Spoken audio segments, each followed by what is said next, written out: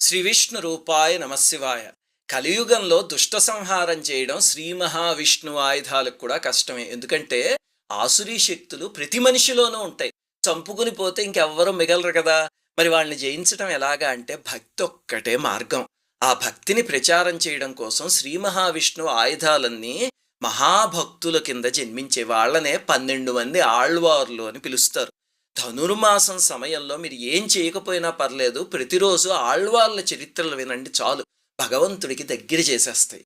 ఈరోజు వీడియోలో మొట్టమొదటి ముగ్గురు ఆళ్వార్ల గురించి చెప్పుకుందాం. అందులో మొదటి ఆళ్వార్ పేరు పొయ్గై ఆళ్వార్.